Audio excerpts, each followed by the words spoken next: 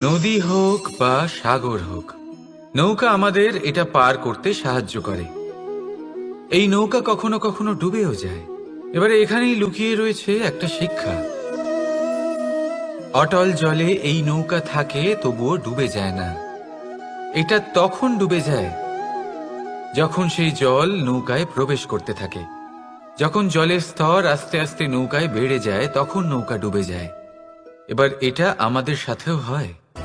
বাইরের সমস্ত সমস্যা, সমস্ত বিপদ, সমস্ত সংকট, সমস্ত দুঃখ, এই সব আমাদের ততক্ষণ ভাঙতে পারে না যতক্ষণ না আমরা এদের আমাদের অন্তরে প্রবেশ করতে দিই।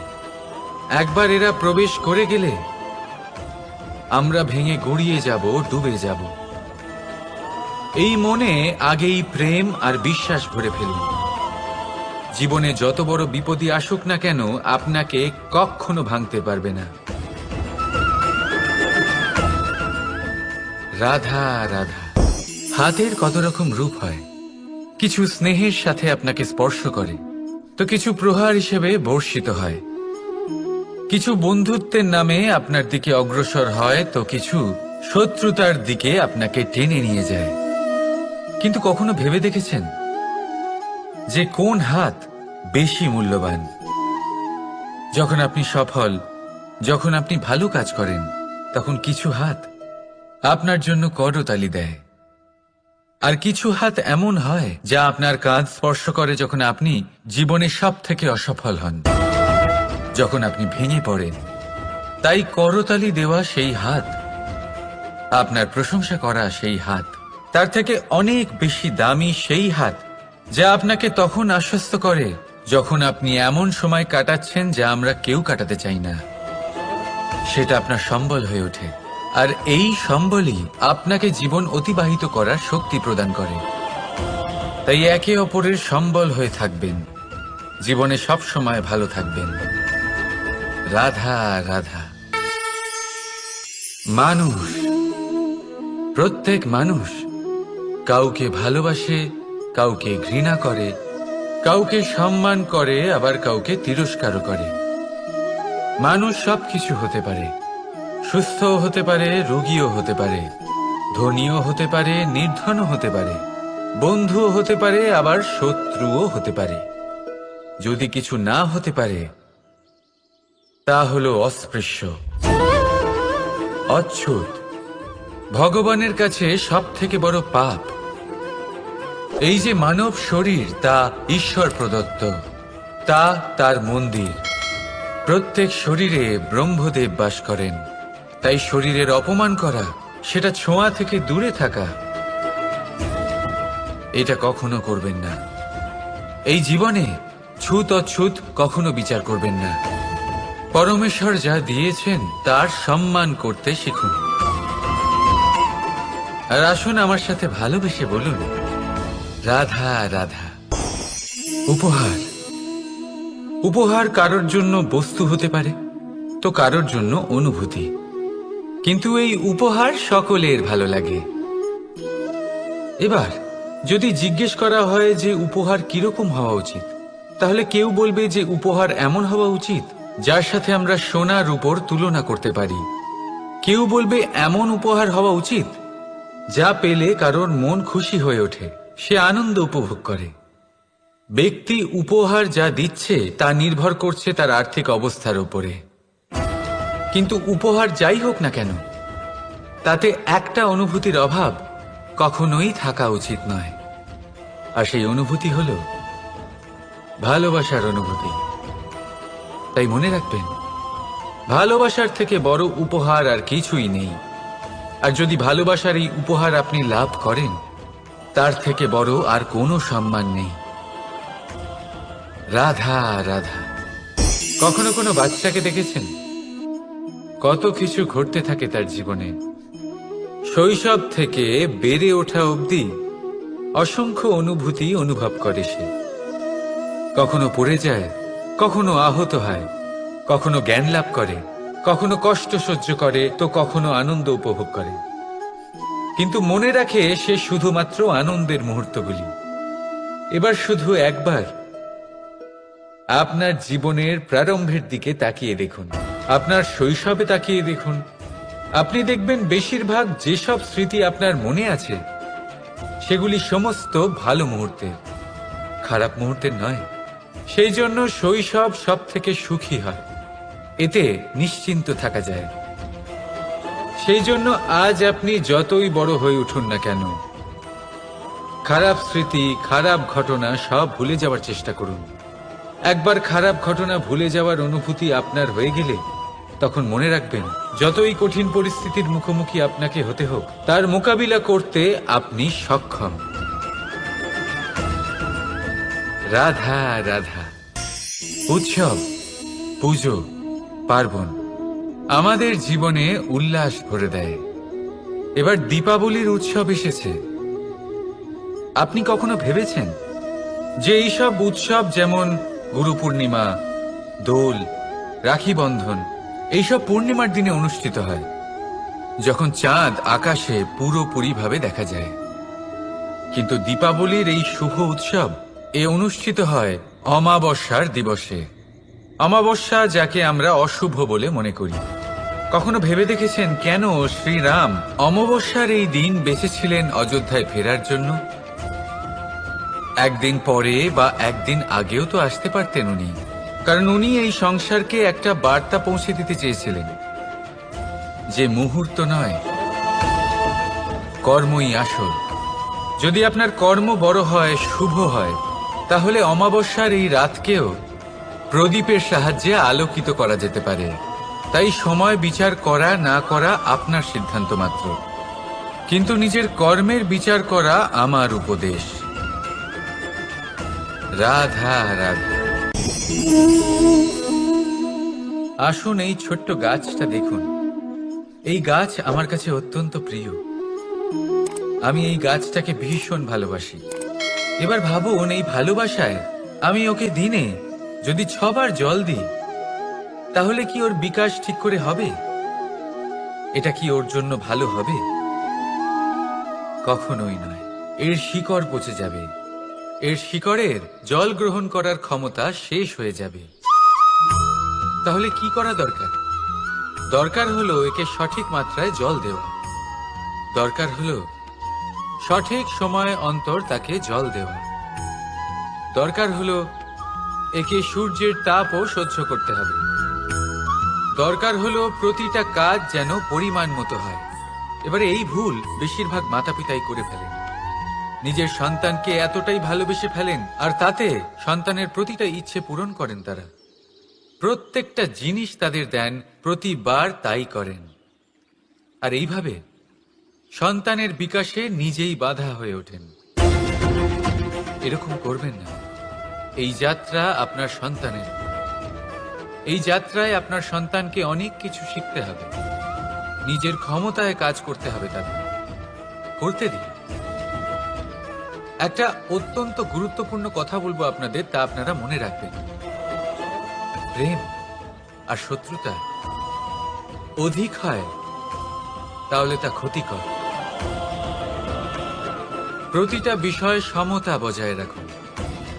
আর আমার সাথে ভালোবেসে বলুন, রাধা রাধা। পাদুকা, খড়ম আমাদের জীবনে কতটা গুরুত্বপূর্ণ হয়। যখনই আমরা এটা পায়ে পড়ে হাঁটি, এটা আমাদের রক্ষা করে কাঁটা থেকে, ছোট পাথর থেকে। এটা আমাদের সুরক্ষিত রাখে। কিন্তু যদি এটাকেই আমরা অন্য দৃষ্টিভঙ্গি দিয়ে দেখি, তাহলে এই পাদুকার জন্যই হাঁটার সময় পেছন থেকে আমাদের পায়ে কাদা লেগে যায়। এরকম মানুষও আমাদের জীবনে থাকে, যে থাকে তো আমাদের সাথেই, কিন্তু এরাই আমাদের পিঠ পিছে কাদা ছোড়ে। এবার হাঁটার সময় যখন আপনার পায়ে কাদা লাগে আপনার পাদুকার জন্য, আপনার নজর সেদিকে থাকে না, আপনার নজর থাকে সামনের দিকে, কারণ সেটাই আপনার লক্ষ্য, সেটাই আপনার পথ, আর সেটাই আপনার করা উচিত।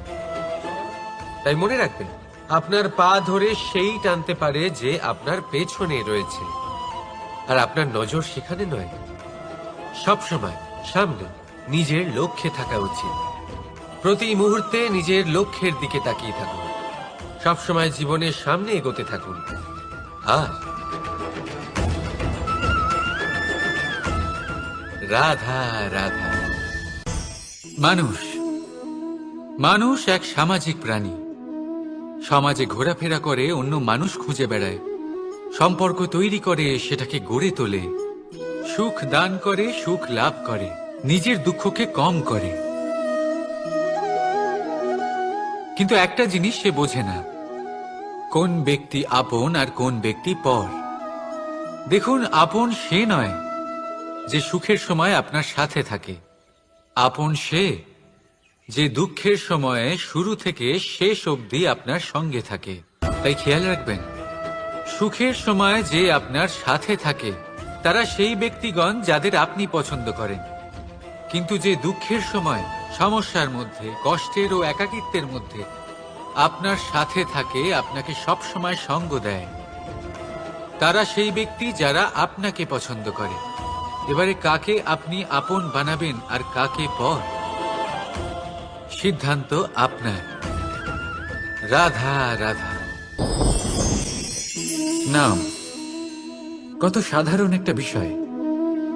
প্রত্যেক মানুষ যে জন্ম নেয় তাকে একটা নাম দেওয়া হয়, যা সে পেয়ে থাকে তার মাতা পিতার দ্বারা, না হলে তার গুরুর দ্বারা, বা কোনো আত্মীয়ের দ্বারা, বা কোনো কাছের মানুষের দ্বারা। এই নামের সাথেই সে আস্তে আস্তে বেড়ে ওঠে। কিন্তু এটাই কি সেই নাম? এই নামই কি সবকিছু? কখনোই নয়। একটা নাম সেটা যা আপনি জন্মের সময় লাভ করেন, যে নামে আপনি কর্মের পথে অগ্রসর হন। আরও একটা নাম সেটা যা আপনি আপনার কর্মের দ্বারা অর্জন করেন, আর এই নামেই আপনাকে সবাই যুগ যুগ ধরে মনে রাখে। আপনার আসল নাম সেটা নয় যা আপনাকে জন্মের সময় দেওয়া হয়েছিল। আপনার আসল নাম সেটা যেটা আপনি আপনার কর্ম দ্বারা লাভ করেছেন, কারণ সেই লাভের পেছনে প্রচুর প্রয়াস লুকিয়ে থাকে, অনেক পরিশ্রম লুকিয়ে থাকে।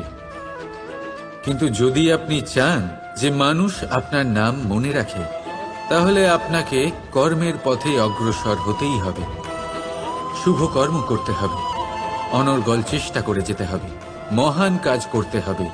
আর বিশ্বাস করুন, আপনি একটা মহান নামের ফল অবশ্যই লাভ করবেন। রাধা রাধা। চিন্তা। সবাই বলে চিন্তা করা উচিত নয়, কিন্তু চিন্তা সবাই করে। যিনি বৃদ্ধ ব্যক্তি হন, তিনি নিজের অতীতের সাথে বর্তমানের তুলনা করে চিন্তিত থাকেন। একজন যুবক ব্যক্তি ভবিষ্যতের বিষয় চিন্তা করে, নিজের লক্ষ্য কিভাবে পূরণ করা যায় সেই চিন্তায় মগ্ন থাকে। শুধু একজন বালকের না তো তার ভবিষ্যতের চিন্তা থাকে, আর না অতীতের দুঃখ থাকে। আর এরকম কেন? কারণ সে শুধুমাত্র বর্তমান নিয়ে ভাবে, আর তাই সে সব থেকে বেশি সুখী। তাই মনে রাখবেন, যদি আপনি আপনার বর্তমানের বিষয় ভাবেন, তাতে বাঁচেন, সেটাকে ঠিক রাখেন এবং সেটাকে আরো ভালো করে তোলেন, তাহলে আপনার অতীত আর আপনার ভবিষ্যৎ আপনা থেকেই ঠিক হয়ে যাবে। আসুন আমার সাথে ভালোবেসে বলুন, রাধা রাধা। মানুষের কত রকম অনুভূতি হয়, কিন্তু সে সেটাই করে যেটা সে আজ অবধি করে এসেছে, আর এটাই তার সব থেকে বড় ভুল।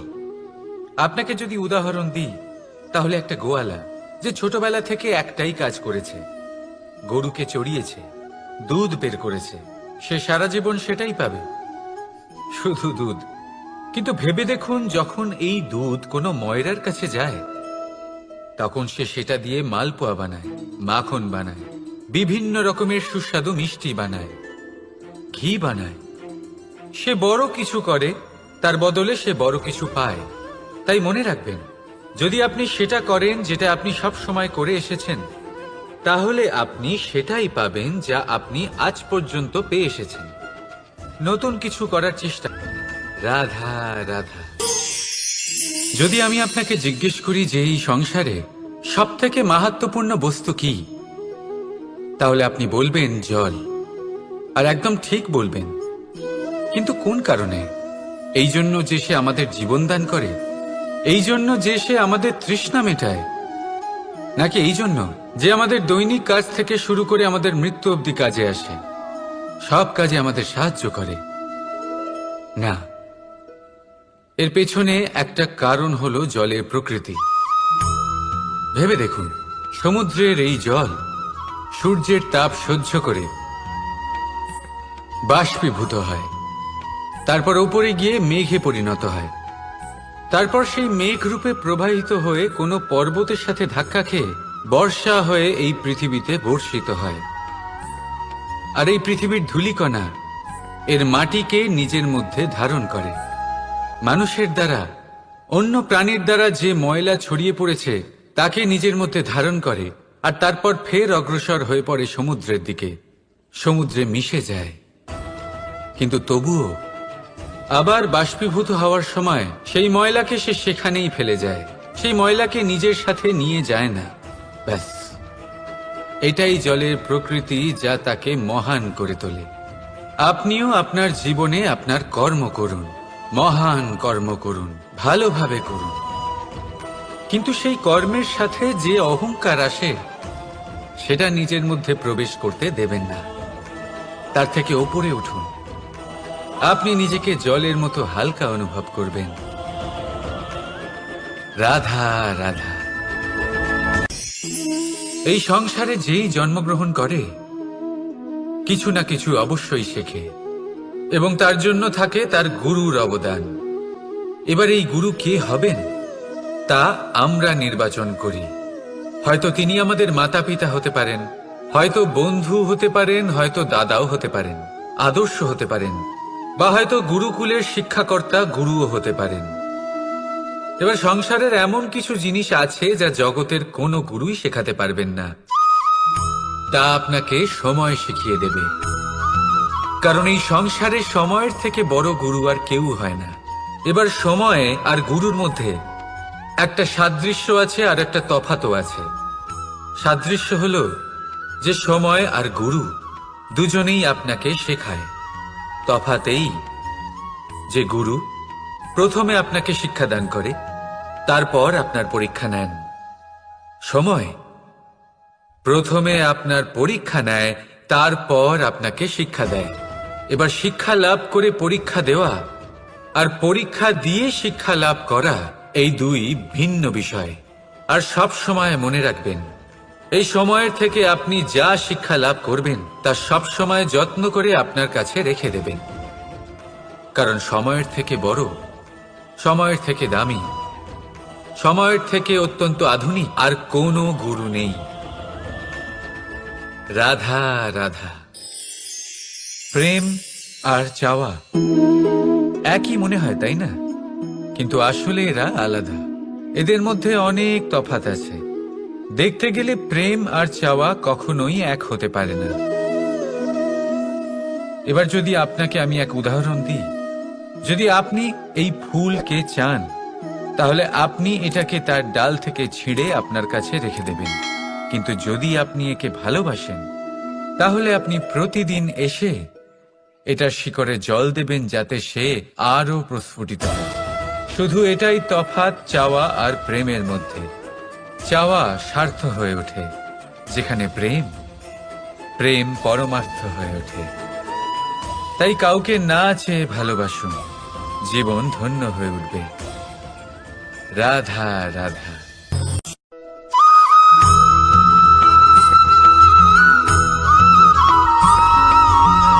যখন আমরা কোনো বনে প্রবেশ করি, তখন এই সবুজ ঘাস দেখে, এই কোমল ঘাস দেখে আমাদের মন প্রফুল্ল হয়ে ওঠে। ভিন্ন ভিন্ন প্রজাতির ফুল, ভিন্ন ভিন্ন রঙের ফুল দেখে এই মন আনন্দে ভরে ওঠে। এখানে শিশুরা আনন্দ লাভ করে, বড়রা ভোজন গ্রহণ করেন, কথাবার্তা বলেন, হাঁটাহাঁটি করে বেড়ান। এবার ভেবে দেখুন, যখন এই উপবনের নির্মাণ হয়েছিল সেই সময় যদি এই মাটিকে সঠিকভাবে খনন না করা হতো, যদি তাতে সঠিকভাবে বীজ রোপণ না করা হতো, যদি কোনো সংঘর্ষ না হতো, পরিশ্রম না করা হতো, যদি চলতে চলতে পায়ে কাঁটা না বিঁধে যেত, তাহলে এই সুন্দর বন দেখে আমরা কি এই আনন্দ লাভ করতে পারতাম? কখনোই নয়। ধরুন কোনো নদীর তটে সুন্দর একটি বন আছে, সেই বনের আনন্দ লাভ করতে গেলে আপনাকে সেই নদী পার করতেই হবে। যদি সুখের নদীর কাছে পৌঁছতে চান তাহলে তটে যে কাঁটা রয়েছে সেগুলোর সাথে সংঘর্ষ করতেই হবে। এই সংসারে যদি আপনি সুখ লাভ করতে চান তাহলে সুখ লাভের এই যাত্রা শুরু করতে হবে সংঘর্ষ দ্বারা। তাহলে সংঘর্ষকে স্বাগত জানান, এর পেছনেই সুখ রয়েছে যা আপনার জন্য অপেক্ষা করছে। এবার হাসুন আর আমার সাথে ভালোবেসে বলুন, রাধা।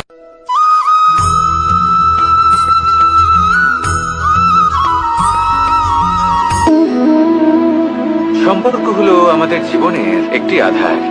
কিছু সম্পর্ক এমন যা আমরা জন্মসূত্রে লাভ করি, যেমন পরিবার, মা, বাবা। কিছু সম্পর্ক আছে যা আমরা জীবনে অর্জন করে থাকি, তা সে প্রেমের হোক, স্নেহের হোক বা বন্ধুত্বের। এই সকল সম্পর্ক লাভ করার বা গড়ে তোলার 5টি ধাপ রয়েছে। প্রথম ধাপ, কোনো ব্যক্তির সাথে আলাপ হওয়া, তার সাথে কথা বলা বা তাকে দেখা। দ্বিতীয় ধাপ, সে ব্যক্তিকে আমাদের ভালো লাগা। তৃতীয় ধাপ, আমাদের এটা চাইতে শুরু করা যে জীবনে এই ব্যক্তি যেন আমাদের বন্ধু হন, আমাদের জীবনে থাকেন, বা আমাদের কাউকে ভালোবেসে ফেলা আর এটা আমাদের ভাবা বা চাওয়া যে সেই ব্যক্তি যেন আজীবন আমার সাথে থাকেন, আমার জীবনে আমার সাথী হয়ে। চতুর্থ ধাপ, লাভ করা। এবার এই ধাপটি অনেক মানুষের পক্ষেই খুবই সরল হয়, বড়ই সরলভাবে নিজেদের সঙ্গীকে লাভ করে থাকেন। কিছু মানুষের জন্য এই ধাপ অত্যন্ত কঠিন হয়ে থাকে। অনেক প্রতিকূল পরিস্থিতির উপর জয়লাভ করে তারা সঙ্গীকে লাভ করেন, কিন্তু লাভ অবশ্যই করেন। এরপরে আসে পঞ্চম, অন্তিম এবং সব থেকে গুরুত্বপূর্ণ ধাপ। সেটা হলো সেই সম্পর্ক পালন করা। এটা হলো এমন এক বিষয় যা প্রত্যেক মানুষের শেখা উচিত। যদি ব্যক্তি নিজের জীবনে সম্পর্ক রক্ষা করতে শিখে যান, তবে প্রত্যেক সম্পর্ক তার জীবনকে স্বর্গ করে তুলবে। আসুন আর আমার সাথে ভালোবেসে বলুন, রাধা রাধা।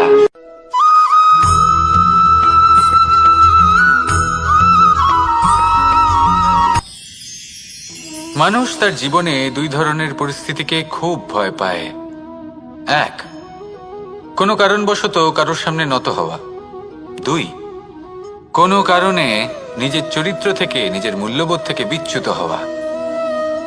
এবার কেন হয় এরকম যে কথায় কথায় কারোর সামনে নত হতে হয়? কেন বারংবার নিজের চরিত্র থেকে চ্যুত হতে হয়? এরকম কেন হয়? এটা তখনই হয় যখন আমাদের শিক্ষা এবং মূল্যবোধের অভাব থাকে। যদি মানুষের মধ্যে প্রকৃত শিক্ষা থাকে তাহলে এই সংসারে কোনো সময় এবং কারোর সামনেই নত হওয়ার কোনো প্রয়োজন নেই। যদি মানুষের মধ্যে মূল্যবোধ থাকে তাহলে তাকে নিজের মূল্যবোধ বা চরিত্র থেকে বিচ্যুত হতে হয় না, তা সে যাই হয়ে যাক না কেন। কোনো বালককে যদি জন্ম থেকেই সুশিক্ষার অধিকারী করা হয়, শিক্ষিত করা হয়, মূল্যবোধের অধিকারী করা হয়, তবে সে এই সংসারে এমন কর্ম করবে যাতে সে নিজেকে, নিজের পরিবারকে, সমগ্র সমাজকে গর্বিত করতে পারে। শিক্ষা লাভ করুন, মূল্যবোধ লাভ করুন এবং আমার সাথে ভালোবেসে বলুন, রাধা রাধা।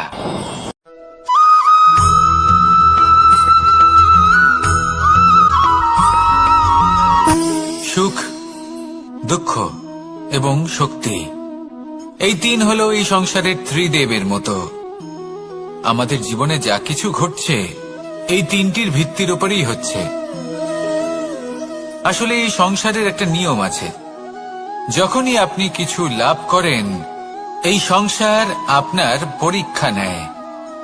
এটা জানার জন্য আপনার পরীক্ষা নেয় যে আপনি যা কিছুই লাভ করেছেন আপনি কি আদৌ সেটার যোগ্য কিনা। ঠিক সেইভাবেই এই সুখ, দুঃখ এবং শক্তি আপনার পরীক্ষা নিয়ে থাকে। যখন সুখ আসে তখন সে আপনার পরীক্ষা নেয় যে আপনার মধ্যে অহংবোধ জাগ্রত হয়নি তো। যদি অহংবোধ চলে আসে তাহলে সুখ সেখানেই সঙ্গ ত্যাগ করে।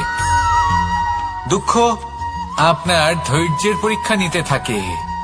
আর যদি আপনার মধ্যে ধৈর্য না থাকে তাহলে এটা আপনাকে আরো বেশি দুঃখের গভীর অন্ধকারে ঠেলে দেবে।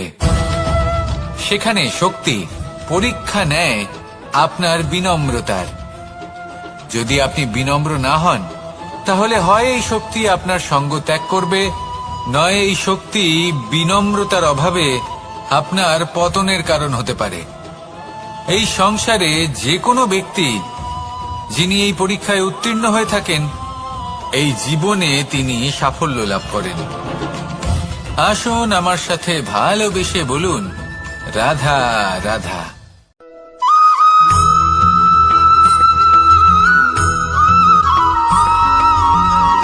জীবন কিসের উপর নির্ভরশীল? ধনের ওপর? বৈভবের অনুভব যদি আপনি করতে চান তাহলে তা পাবেন শুধু একতার দ্বারা, সংগঠনের দ্বারা। যদি আপনাকে উদাহরণ দিই, নিজের এই হাতটাকে দেখুন, 5টা আঙুল রয়েছে। কোনো একটা বস্তুকে নিজের একটা আঙুল দ্বারা তুলে ধরার চেষ্টা করে দেখুন, বড়ই কষ্ট হবে। তখন আপনি বুঝতে পারবেন যখন এই 5টি আঙুল একত্রিত হয় তখন কোনো কাজ কতটা সহজ হতে পারে। এটাই হলো শক্তি, একতার। সব থেকে ভালো উদাহরণ যদি আপনাকে দিই তাহলে বাঁশি। এই বাঁশি থেকে অত্যন্ত মধুর সুর নির্গত হয় যা সবার মন প্রসন্ন করে দেয়। এই কথা সত্যি, কিন্তু এই বাঁশি আমি একটা বা দুটো আঙুল দিয়ে বাজাতে পারবো না। আমাকে প্রত্যেকটা আঙুল ব্যবহার করতেই হবে, তবেই এর থেকে মধুর সুর নির্গত হবে যা সকলকে প্রসন্ন করবে, ঠিক কিনা? ঠিক এইভাবেই যদি আপনি চান যে আপনার জীবনরূপী বাঁশি থেকেও মধুর সুর নির্গত হোক বা সবার মনকে প্রসন্ন করে তুলুক, তাহলে আপনাকেও জীবনে একতা নিয়ে আসতেই হবে। আপনি একাও কর্ম করতে পারেন, পথ চলতেও পারেন, সামনেও এগোতে পারেন, সাফল্যও লাভ করতে পারেন। কিন্তু যখন সকলে একসাথে এগোবেন, সেই পথে চলবেন, সেই কর্মই করবেন, তখন লক্ষ্যে অবশ্যই পৌঁছবেন, সাফল্য অবশ্যই লাভ করবেন। কিন্তু সেই সাফল্য এবং তার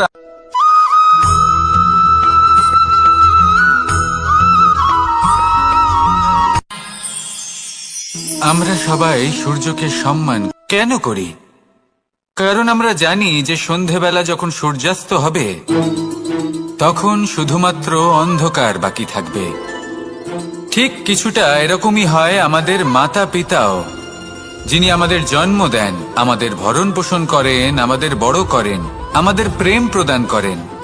কখনো কখনো তাদের মুখ থেকে কটু কথা নিঃসৃত হয়, আমাদের দুঃখ হয়, কিন্তু তখন আমাদের এটা বোঝা উচিত এগুলি নিঃসৃত হচ্ছে আমাদেরই মঙ্গলের জন্য।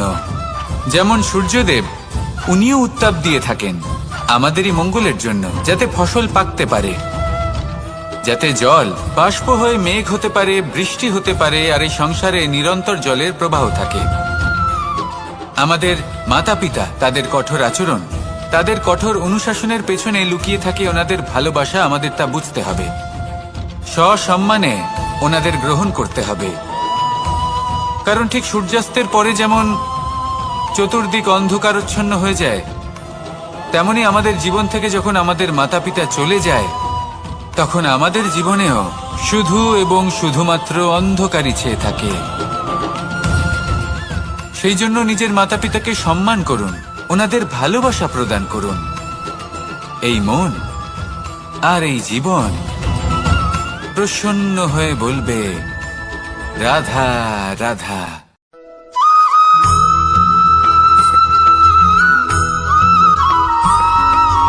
বসন্ত ঋতু, এই সময় মন আনন্দে ভরে থাকে। এমন মনে হয় যেন আমরা আকাশে বিচরণ করতে চলে যাই, কিন্তু সেটা তো সম্ভব নয়। সেই জন্য হয়তো আমরা ঘুড়ি ওড়াই, এই ঘুড়িকে নিজেদের প্রতিরূপ মনে করে। এবার অনেক মানুষ আছেন যারা ঘুড়ি ওড়ান, কিন্তু এই কর্মের সারমর্ম কি সেটা কজন বুঝতে পারেন?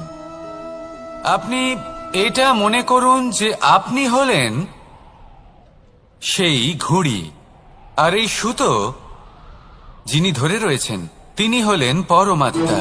আর এই সুতো যেখান থেকে শুরু হয় সেই লাটাই হলো আমাদের কর্মচক্র।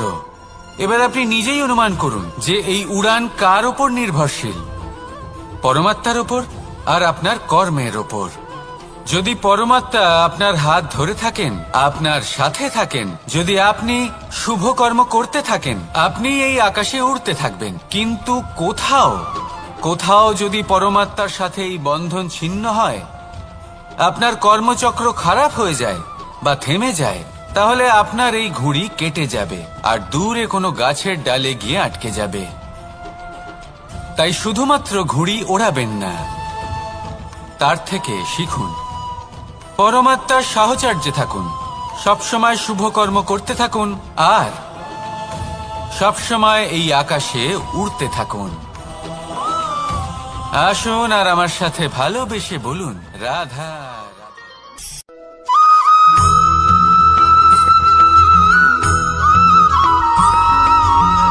এবার অনেক সময় মানুষের মনে এরকম প্রশ্ন আসে যে এই সংসারে সবথেকে বড় বিপদ কি? কেউ বলে ধর্ম সংকট, আবার কেউ বলে প্রাণের উপর আসা সংকট। প্রত্যেক মানুষের জীবনে বিভিন্ন সংকট আসে, আর এই সমস্ত সংকট অত্যন্ত বিচিত্র হতে পারে। এই সমস্ত সংসার হলো সংকট দ্বারা পরিপূর্ণ। ঠিক আছে, আপনাকে একটা উদাহরণ দিই। একজন ধনী ব্যক্তি, এবার ওনার জীবনে সংকট কি হতে পারে? সংকট এটাই যে কেউ তার সম্পত্তি চুরি না করে নেয়, আমরা বুঝতে পারছি। এবার একজন চোর, তার জীবনে সংকট কি হতে পারে? যে চুরি করার সময় সে যদি তার একটা কাশি চাপতে না পারে, তাহলে সে ধরা পড়ে যেতে পারে, ঠিক কিনা? আবার অনেক সময় এমনও হয় যে যার জন্য আমি সংকট, সেও আমার কাছে সংকট। যেমন এই পরিস্থিতিতে দেখুন, সংকট হলো সংকট, এ তো জীবনে থাকবে, কিন্তু এর সম্মুখীন কিভাবে হওয়া যায়? খুব সরল, সব এটার ওপর নির্ভর করে, মনের ওপর। এই মনকে নিয়ন্ত্রণ করলে সব ঠিক থাকবে। এবার যদি ধনী ব্যক্তি মনকে নিয়ন্ত্রণ করে ফেলেন, নিজের অর্থের ব্যবহার শুভ কাজের জন্য, সমাজের সেবার জন্য বিকাশ করতে করেন, ওই অর্থকে একত্রিত করে না রাখেন, তাহলে চুরির সমস্যা, এই সংকট সেখানেই কেটে যাবে। এবার যদি কথা বলি সেই চোরের, তাহলে চোর যদি নিজের মনকে সংযত করে নেয়, যদি নিজের কর্মকে নিয়ন্ত্রণ করতে পারে, তাহলে এমন কোনো স্বর নেই যা ওকে ধরা পড়তে বাধ্য করবে। সেই জন্য জীবনে সংকট যতই আসুক, যত বড়ই সংকট আসুক না কেন, কবচ হলো একটাই, আর এই কবচের নাম হলো আত্মনিয়ন্ত্রণ। নিজের মনকে নিয়ন্ত্রণে রাখতে শিখুন। এটা নিজের জীবনে প্রয়োগ করে তো দেখুন। যদি আপনি করতে পারেন, তবে আপনি দেখবেন যে সংকট তো জীবনে আসা যাওয়া করে, কিন্তু সেই সংকটগুলির সম্মুখীন আপনি এইভাবে করতে পারবেন।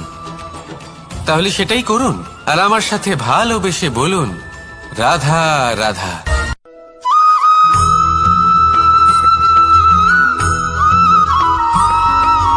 জীবনে যখন কোনো ব্যক্তি নিজের লক্ষ্য প্রাপ্তির জন্য নিরন্তর পরিশ্রম করতে থাকেন, চেষ্টা করতে থাকেন, তখন তিনি কষ্ট অনুভব করেন, কখনো শারীরিক কষ্ট, কখনো মানসিক কষ্ট। এবার উনি এটা ভাবতে থাকেন যে আমি কি উচিত করছি নাকি অনুচিত করছি।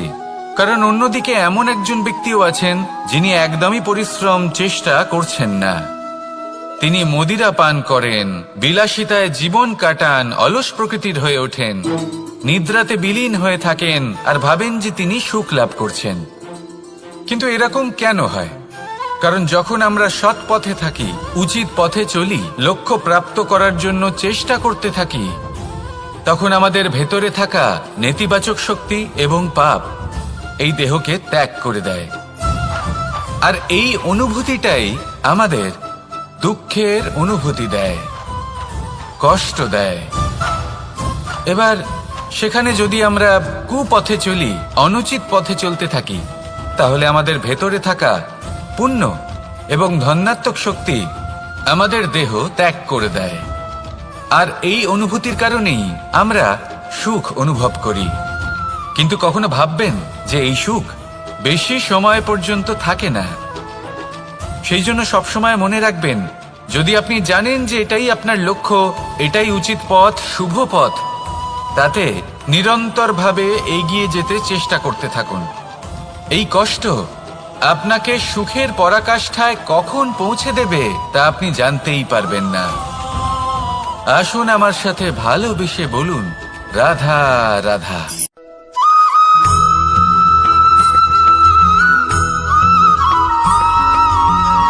মানুষের মানসিকতা এমন হয় যে সে যতটা করে আশা করে যে তার থেকে অনেক বেশি তার বদলে সে পাবে। দেখুন, সবকিছুই আপনার ভাবনা চিন্তার উপর নির্ভর করছে। আপনি যদি ফলের বিষয়ে ভেবে কর্ম করতে থাকেন তাহলে সেটা অনুচিত। জীবনের আসল আনন্দ হলো নিজের কর্ম করতে থাকা, ফলের চিন্তা করা উচিত নয়। যদি আপনি এরকম ভাবেন যে আমি এতটা করছি, আমার এতটা পাওয়া উচিত, সেই ভাবনা অনুচিত।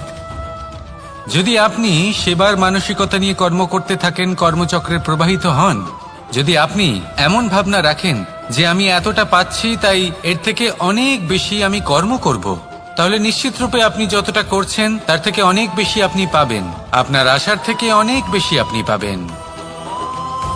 শুধু জীবনে অনেক বেশি কাজ করতে থাকুন, ফলের চিন্তা করবেন না। আর মনে রাখবেন, এই ভাবনাই সব থেকে বড় বীজ।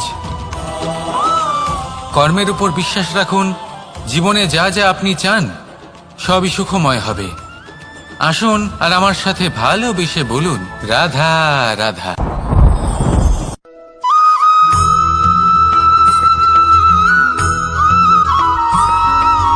আমাদের শরীর প্রকৃতির সর্বশ্রেষ্ঠ রচনা। যে অঙ্গ প্রত্যঙ্গ আমরা লাভ করেছি প্রত্যেকটির মধ্যে একটি নিজস্ব বার্তা রয়েছে। একটু ভেবে দেখুন, দুটি চোখ দিয়েছে দেখার জন্য, দুটি কান দিয়েছে শোনার জন্য, নাসিকাও আছে দুটি, দুটি হাত দিয়েছে দ্বিগুণ পরিশ্রম করার জন্য। কিন্তু জীব শুধুমাত্র একটি, তার উপরেও তীক্ষ্ণ বলিষ্ঠ দাঁত দিয়েছে তার রক্ষার জন্য।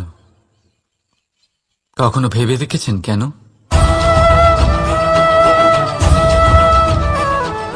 কারণ শব্দ আর শব্দের প্রয়োগ মানুষের সবচেয়ে বড় অস্ত্র, যার প্রয়োগ যত ভেবেচিন্তে করা যায় মানুষ তার জীবনে ততটাই উপরে উঠতে পারে। তাহলে মনে রাখুন, দেখুন, শুনুন আর বুঝুন বেশি, বলুন কম। রাধা রাধা।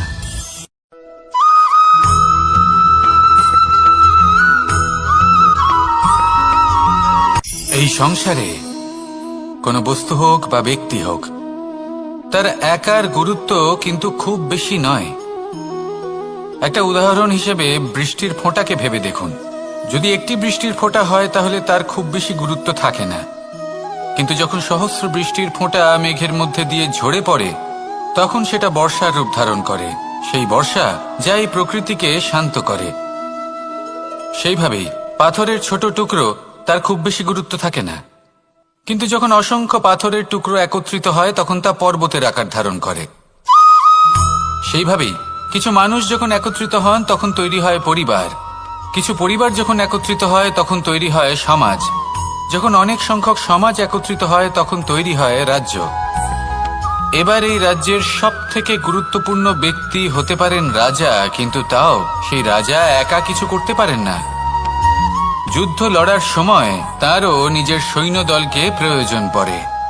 কিন্তু এই সংসারে এমন একজন ব্যক্তি আছেন যিনি একাই সব কাজ করতে থাকেন, এবং সেই ব্যক্তি হলেন মা।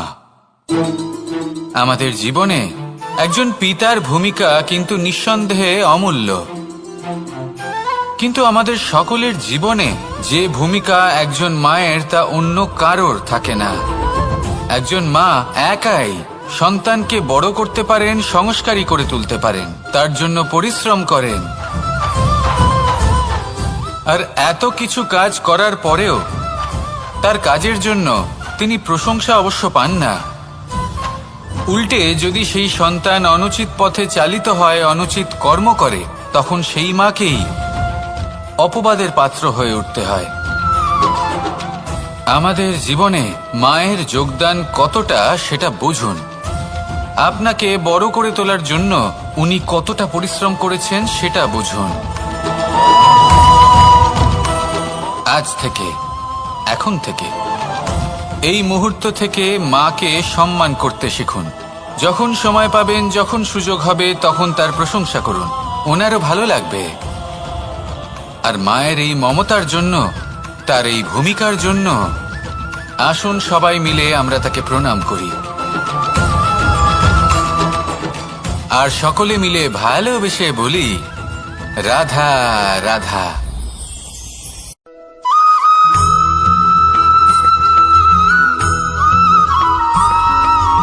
ফিরে আসছিলেন এবং তাদের ফেরার পথে হঠাৎ করে কোথাও থেকে একটি বাছুর চলে এলো। এই দুই বোন ভয়ভীত হয়ে গেলেন, আর তাদের হাত থেকে সেই আটা পড়ে গেল, মাটিতে মিশে গেল। এবার এই পুরো ঘটনাক্রমে যদি কারোর বিন্দুমাত্র লাভ হয়ে থাকে, বিন্দুমাত্র আনন্দ পেয়ে থাকে, তাহলে সে কে? সেই ছোট বোন, যিনি মাঝে মাঝেই গমের দানা তুলছিলেন এবং খাচ্ছিলেন। কিছুটা হলেও উনি আনন্দ লাভ করেছিলেন।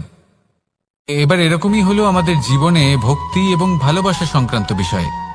মানুষ নিজের জীবনের দৈনিক কাজে এতটাই ব্যস্ত হয়ে পড়েন, প্রত্যেকদিন শুধু কাজ কাজ কাজ কাজ করতে থাকেন, আর তাতে ভক্তি এবং ভালোবাসার জন্য সময় বার করতেই পারেন না। দেখুন, জীবনে ভক্তি আর প্রেমের এই যে ছোট ছোট মুহূর্ত আছে, এগুলো যদি আপনি যাপন করতে পারেন, তাহলে তাতেই আপনি তৃপ্তি লাভ করবেন।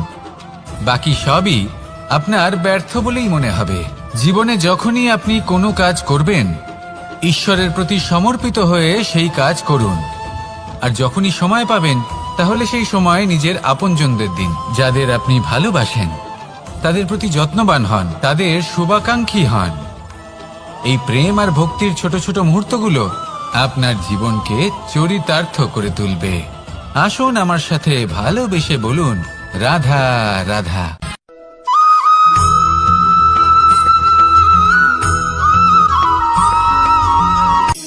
শক্তি, শক্তি অর্জন করা এতটা কঠিন নয় যতটা শক্তি লাভ করার পরে সেই শক্তি সামলানো কঠিন হয়। কারণ যেই মানুষ শক্তি লাভ করে তার মনে গর্ববোধ জন্মায়, জন্মায় অহংকার, জন্মায় জেদ। তাই শক্তি প্রাপ্ত করার সাথে বিনম্র থাকাও অত্যন্ত আবশ্যক। আর এটা আমাদের শেখা উচিত বৃক্ষের থেকে। বৃক্ষ যা আমাদের ফল দেয়, বৃক্ষ যা যত ফল দেয় ততটাই ঝুঁকে যায়। আমরা পাথর মারি ওই বৃক্ষের থেকে ফল প্রাপ্ত করার জন্য। সেই পাথরের মার সহ্য করেও বৃক্ষ আমাদের ফল দেয়। কোনো গর্ববোধ নেই, কোনো অহংকার বোধ নেই। আর সেই জন্য এই বৃক্ষের পুজো করা হয়। এটাই হলো মাহাত্ম্য শক্তির সাথে বিনম্রতার। যদি এই শক্তি সৃজন করে থাকে, সাহায্য করে থাকে, সম্বল হয়ে থাকে, তবেই সেই শক্তি উপযুক্ত। আর নয়তো সেই শক্তি একদিন আপনাকে আসক্ত অবশ্যই করবে। তাহলে শক্তি অবশ্যই অর্জন করুন, কিন্তু তার সাথে সেই শক্তি সামলানোর মতো বিবেকও আপনাকে অবশ্যই জাগ্রত করতে হবে। তাহলে আসুন আমার সাথে ভালোবেসে বলুন, রাধা রাধা।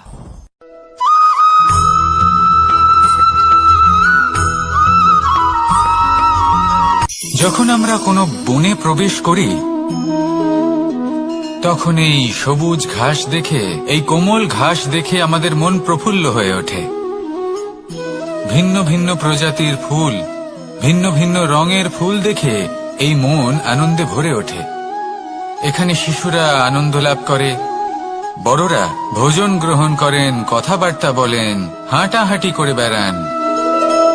এবার ভেবে দেখুন, যখন এই উপবনের নির্মাণ হয়েছিল সেই সময় যদি এই মাটিকে সঠিকভাবে খনন না করা হতো, যদি তাতে সঠিকভাবে বীজ রোপণ না করা হতো, যদি কোনো সংঘর্ষ না হতো, পরিশ্রম না করা হতো, যদি চলতে চলতে পায়ে কাঁটা না বিঁধে যেত, তাহলে এই সুন্দর বন দেখে আমরা কি এই আনন্দ লাভ করতে পারতাম? কখনোই নয়। ধরুন কোনো নদীর তটে সুন্দর একটি বন আছে, সেই বনের আনন্দ লাভ করতে গেলে আপনাকে সেই নদী পার করতেই হবে। যদি সুখের নদীর কাছে পৌঁছতে চান তাহলে তটে যে কাঁটা রয়েছে সেগুলোর সাথে সংঘর্ষ করতেই হবে। এই সংসারে যদি আপনি সুখ লাভ করতে চান তাহলে সুখ লাভের এই যাত্রা শুরু করতে হবে সংঘর্ষ দ্বারা। তাহলে সংঘর্ষকে স্বাগত জানান, এর পেছনেই সুখ রয়েছে যা আপনার জন্য অপেক্ষা করছে।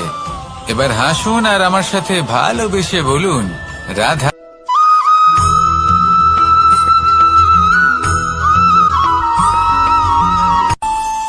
আমাদের মনে যখন কোনো প্রশ্ন ওঠে, কোনো দ্বন্দ্ব জাগে, তখন আমরা যাই আমাদের গুরুর কাছে, আমাদের আরাধ্যের কাছে গিয়ে জিজ্ঞেস করি। এইভাবেই একদিন আমি পৌঁছলাম আমার আরাধ্যের কাছে, আমার মহাদেবের কাছে, আর ওনাকে প্রশ্ন করলাম যে মহাদেব, জীবনে আনন্দ পাওয়ার, উৎসব পালনের, প্রেম ভাগ করে নেবার, জীবনকে উপভোগ করে নেওয়ার সর্বশ্রেষ্ঠ সময় কোনটা? মহাদেব হাসলেন আর উনি বললেন, জীবনে উৎসব পালনের সব থেকে শ্রেষ্ঠ দিন হল মৃত্যুর ঠিক আগের দিনটা।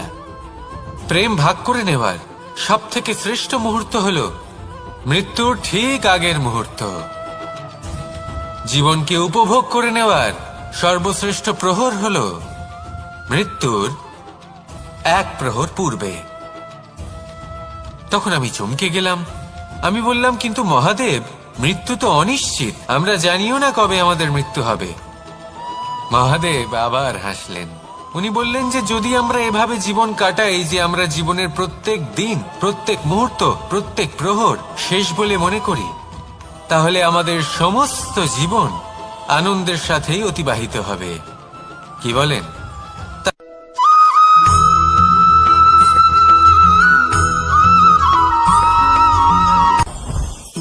জীবনে কিছু শেখা অত্যন্ত গুরুত্বপূর্ণ। এবার কি কি শিখতে হবে সেই সব শেখানোর জন্য অনেক শিক্ষক রয়েছেন, কিন্তু কি শিখবেন না আর কি করবেন না এটা আমাদের নিজের অভিজ্ঞতা দিয়ে শিখতে হয়। কিন্তু তার মানে এটা নয় যে যদি আপনাকে শিখতে হয় যে আগুনের তাপ কতটা, আপনাকে আগুনের মধ্যে হাত দিতে হবে। না, অন্য কারোর অভিজ্ঞতা দ্বারাও শিখতে পারেন। প্রশ্ন শুধুমাত্র একটাই যে আপনি কি শিখতে চান নাকি চান না। যদি আপনি এটাই ভাবেন যে আমি শুধুই নিজের অভিজ্ঞতা দ্বারাই শিখতে চাই, তাহলে জীবনকাল ছোট মনে হবে, অনেক কিছুই শিখতে পারবেন না। তাই নিজের সাথে সাথে বড়দের অভিজ্ঞতা দ্বারাও শেখা শুরু করে দিন। এই সংসারের অভিজ্ঞতা দ্বারা শিখতে শুরু করে দিন। আর এটা নিশ্চিত রূপে শেখা আবশ্যক যে কখন কি করবেন না, কোথায় থামতে হবে আর কোথায় থামবেন না। তাহলে আসুন আর আমার সাথে ভালোবেসে বলুন, রাধা রাধা।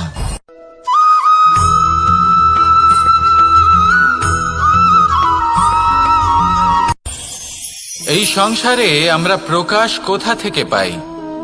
এর উত্তর বড়ই সরল। ভোরে যখন সূর্যোদয় হয় তখন প্রকাশের কিরণ আমাদের ঘরে এসে পৌঁছয়। এইভাবেই আমরা প্রকাশ লাভ করি। এবার এই প্রকাশের আলোতেই আমরা সারাদিনের কাজ সম্পন্ন করি। সন্ধে হয়ে যায়, সূর্যাস্তও হয়ে যায়, আর আমাদের ঘর যাতে অন্ধকার না হয় তার জন্য আমরা একটা প্রদীপ প্রজ্বলিত করি। এটাই ঘটে আমাদের জীবনেও। এবার প্রবাহমান আয়ুর সাথে আমরা আমাদের অন্তরে যদি একটা প্রদীপ প্রজ্বলিত করে নিই তাহলে বিষয়টাই অন্যরকম হবে। এবার আপনি বলবেন কোন প্রকাশের কথা বলছি যা আমাদের অন্তরে জাগ্রত করা সম্ভব? আমাদের আত্মার মাঝে প্রেমের প্রকাশ জাগ্রত করার কথা বলছি। কারণ আমাদের এই জীবন এও হলো দিনের আলোর মতো। আজ প্রকাশ আছে, কিন্তু কোনোদিন অবশ্যই অস্ত হবে। কিন্তু অস্ত হবার আগে যদি আমরা আমাদের আত্মার মাঝে প্রেমের এই প্রকাশ উজ্জ্বলিত করে নিই তাহলে আমাদের সন্ধ্যাকালও আমরা আনন্দে এবং প্রেমে যাপন করব। তাহলে আসুন আর আমার সাথে ভালোবেসে বলুন, রাধা রাধা।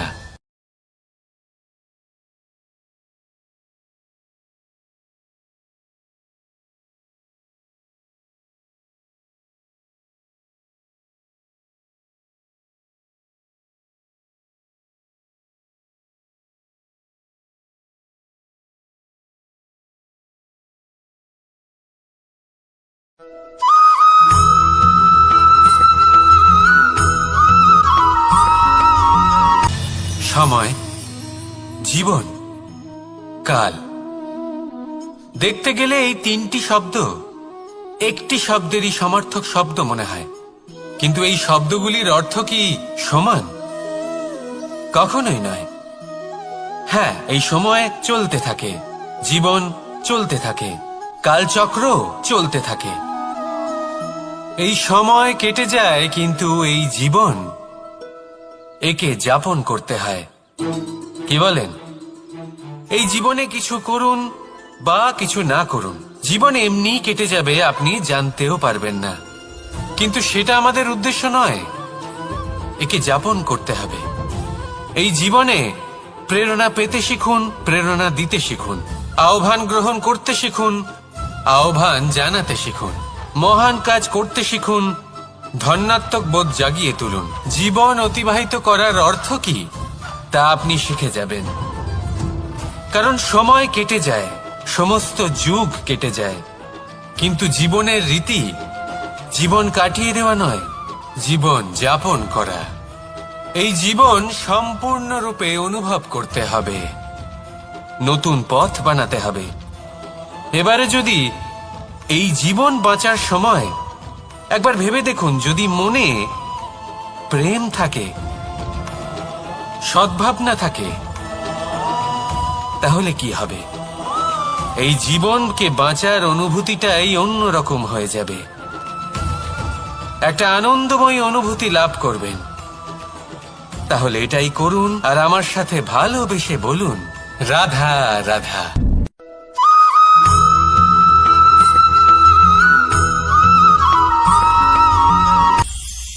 এটা হলো ধান গাছ। এর থেকে যে চাল উৎপন্ন হয় তা মানুষ গ্রহণ করেন। আর এটা কি? এ হলো জংলি ঘাস। একবার ভেবে দেখুন, যদি এই জংলি ঘাস ধান গাছের আশেপাশে থাকে তাহলে কি হবে? ধান উৎপন্ন হতে পারবে? তা উৎকৃষ্ট হতে পারবে? আমরা কি তা গ্রহণ করতে পারবো? কখনোই নয়। এই জংলি ঘাস ধানকে নষ্ট করে দেবে, কিন্তু নিজে জীবিত থাকবে। এটাই হলো আজকের শিক্ষা। এই সংসারে যদি আপনি নীতির পথে চলতে চান, উচিত কর্ম করতে চান, সংসারকে সেবা করতে চান, তাহলে জংলি ঘাসের মতো ব্যক্তিদের থেকে সবসময় দূরে থাকতে হবে। সেই ব্যক্তি যারা দুর্নীতি এবং মিথ্যা দ্বারা পরিপূর্ণ, যাদের ব্যবহার অশুভ, যাদের অনেক অশুভ গুণ রয়েছে, তারা সঠিক নয়। সেই সকল ব্যক্তি যাদের চরিত্র অত্যন্ত দুষ্ট হয়, তারা হয় শুভ চরিত্রের ব্যক্তিকে একদম নষ্ট করে দেয়, নয় নিজের মতো বানিয়ে তোলে। তাই যদি আপনি নীতির পথে চলতে চান, এই সংসারের জন্য শুভ কর্ম করতে চান, তাহলে সেই সঙ্গ লাভ করুন যে সঙ্গ জ্ঞানে পরিপূর্ণ, যাদের মধ্যে অনেক গুণ আছে, যাদের থেকে প্রতিদিন কিছু শিখতে পারবেন। এমন ব্যক্তির সাথে জীবন অতিবাহিত করুন, দুরাচারীদের থেকে দূরে থাকুন। তবেই এই মন প্রসন্ন হয়ে বলবে, রাধা রাধা।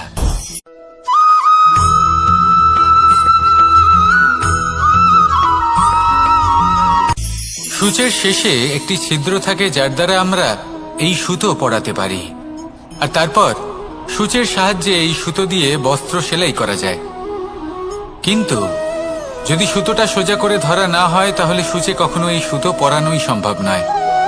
যদি এতে কোনো গিঁট পড়ে, তখন তা কখনোই এই ছিদ্র দ্বারা প্রবেশ করা সম্ভব নয়। ঠিক এইভাবেই যদি আপনি কারোর জীবনে প্রবেশ করতে চান, কারোর অন্তরে প্রবেশ করতে চান, তাহলে আপনাকেও সহজ থাকতে হবে। এতে কোনো গিঁট থাকলে চলবে না, অর্থাৎ মনে যাতে কোনো মালিন্য না থাকে, যেন কোনো কুচিন্তা না থাকে। যদি এসব থাকে, তাহলে আপনি কখনো কারোর জীবনে প্রবেশ করতে পারবেন না। আর যদি কোনোভাবে আপনি প্রবেশ করেও যান, তাহলে তার মনে ঘর করতে পারবেন না। নিজেকে এই সুতোর মতন করে তুলুন, সহজ। মনে যেন কোনো কুচিন্তা না থাকে, সবার প্রতি যেন সদ্ভাবনা থাকে, শুভ চিন্তা থাকে। এমনটা করতে থাকুন।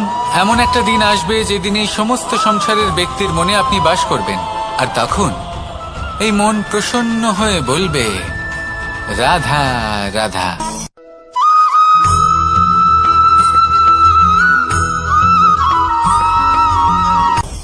আপনি কখনো পর্বতের শিখরে উঠেছেন?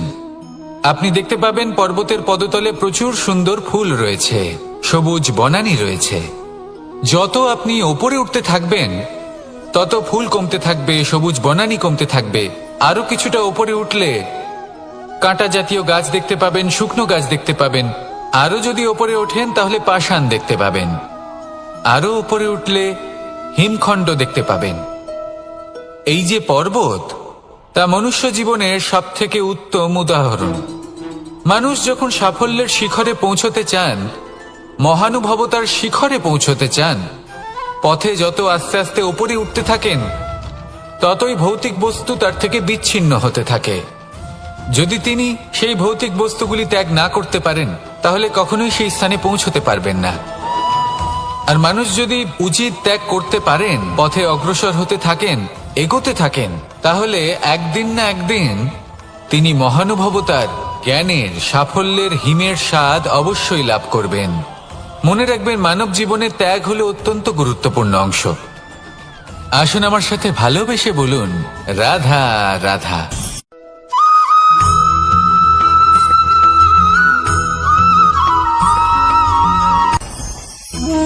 ভোজন। এবার ভোজন সংগ্রহ করার জন্য মানুষ কি না করেন, সব সময় চেষ্টা করতে থাকেন। ফসল উৎপাদনের জন্য অনেক পরিশ্রম করতে থাকেন, কিন্তু অনেক সময় অনেক পরিশ্রম করার পরেও ফসল ভালো উৎপাদন হয় না। এর কারণ কি? কারণ হলো এটাই যে আপনি পরিশ্রম হয়তো অনেক করেছেন, কিন্তু আপনার নজর তো সেই বীজের দিকে ছিলই না যা আপনি রোপণ করেছেন। সেই জন্য সব সময় কোনো বীজ রোপণ করার আগে তাকে পরখ করে দেখুন, তা অত্যন্ত আবশ্যক। আর সেইভাবেই যখনই কোনো কর্মের প্রশ্ন আসে, তাহলে সেখানে শুধুমাত্র পরিশ্রম যথেষ্ট নয়। সেই কাজের প্রতি আপনার কর্তব্য কি, আপনার উদ্দেশ্য কি, সেটা জানা হলো অত্যন্ত গুরুত্বপূর্ণ। তাই কর্ম করুন, কিন্তু সেই কর্মের প্রতি আপনার যা উদ্দেশ্য তার মাহাত্ম্য বুঝতে চেষ্টা করুন। তাহলে আসুন আমার সাথে ভালোবেসে বলুন, রাধা রাধা।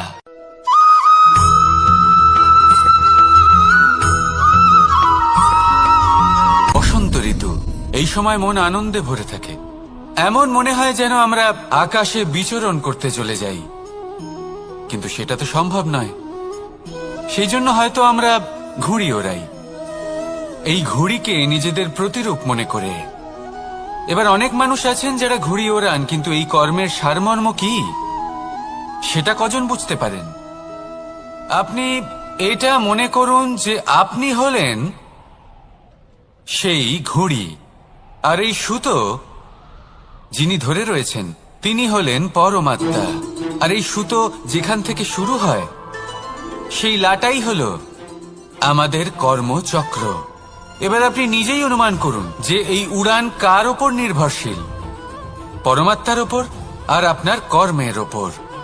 যদি পরমাত্মা আপনার হাত ধরে থাকেন, আপনার সাথে থাকেন, যদি আপনি শুভ কর্ম করতে থাকেন, আপনি এই আকাশে উড়তে থাকবেন। কিন্তু কোথাও যদি পরমাত্মার সাথে এই বন্ধন ছিন্ন হয়, আপনার কর্মচক্র খারাপ হয়ে যায় বা থেমে যায়, তাহলে আপনার এই ঘুড়ি কেটে যাবে আর দূরে কোনো গাছের ডালে গিয়ে আটকে যাবে।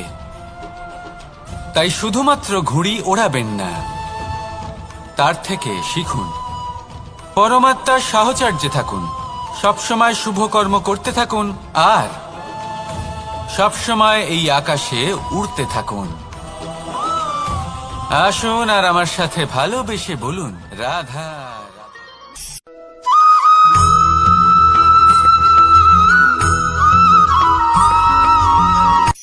এই সংসারে সাফল্য লাভ করার জন্য জ্ঞানের প্রয়োজন হয়, পরিশ্রমের প্রয়োজন হয়, দৃঢ় নিষ্ঠার প্রয়োজন হয়, নিরন্তর চেষ্টা করা প্রয়োজনীয়। কিন্তু আরো কিছু আছে যা অত্যন্ত প্রয়োজনীয় এবং গুরুত্বপূর্ণ। তা হলো ভালো বন্ধু। তাদের থাকা অত্যন্ত প্রয়োজনীয়। যদি ভালো বন্ধু থাকে তাহলে সময় এলে তারা ঢাল হয়ে আপনাকে সুরক্ষা করবেন। সময় এলে অস্ত্রের মতো শত্রুকে সংহারও করবেন। যদি তিনি জ্ঞানী হন, তাদের মধ্যে সদ্গুণ থাকে, তাহলে এই সব গুণ আপনার মধ্যেও প্রবেশ করবে। তাহলে সাফল্যের জন্য ভালো বন্ধু পাওয়া অত্যন্ত প্রয়োজনীয়। কিন্তু শুধু বন্ধু কেন, ভালো শত্রুও থাকা প্রয়োজনীয়। এবার আপনি ভাববেন, এ আমি কি বললাম? যদি আপনার জীবনেও ভালো অর্থাৎ শক্তিশালী শত্রু থাকে, তাহলে আপনিও শক্তিশালী হতে থাকবেন। এই শত্রু আপনাকে প্রেরিত করবে আরো বেশি শক্তিশালী হয়ে ওঠার। কখনো কোনো হরিণকে দেখুন, তীব্র গতিতে দৌড়তে থাকে। কেন তীব্র গতিতে দৌড়য়? এই কারণে নয় যে কোথাও তার জন্য মধুর ঘাস অপেক্ষা করে রয়েছে, না। সে এই কারণে তীব্র গতিতে দৌড়য় কারণ সেটা না করলে তার পেছনে একটি সিংহ আছে যে ওকে নিজের ভোজন করে ফেলবে। তাই জীবনে বিপদ, সংকট, এই সবকিছুও হলো অত্যন্ত গুরুত্বপূর্ণ। তার সম্মুখীন হতে শিখুন আর আমার সাথে ভালোবেসে বলুন, রাধা রাধা।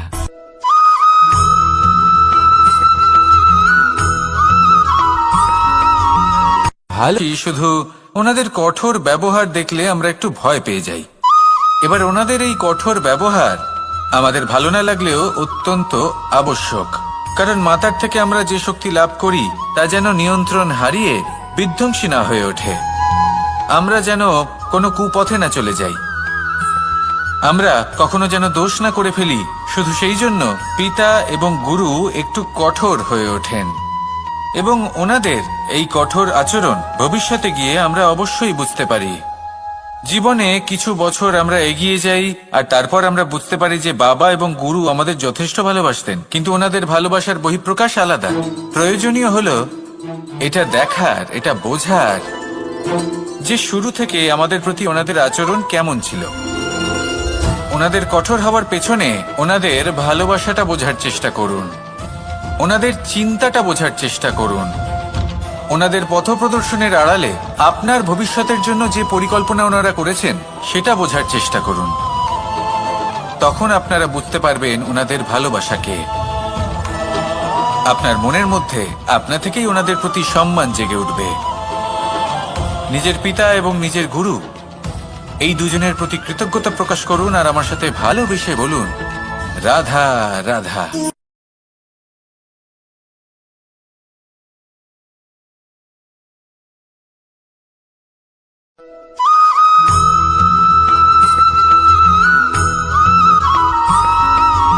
কথায় আছে, প্রত্যেক পুত্র তার পিতার প্রতিচ্ছবি হয়, আর সমস্ত প্রতিচ্ছবি চায় যেন সে তার অস্তিত্ব প্রাপ্ত করতে পারে।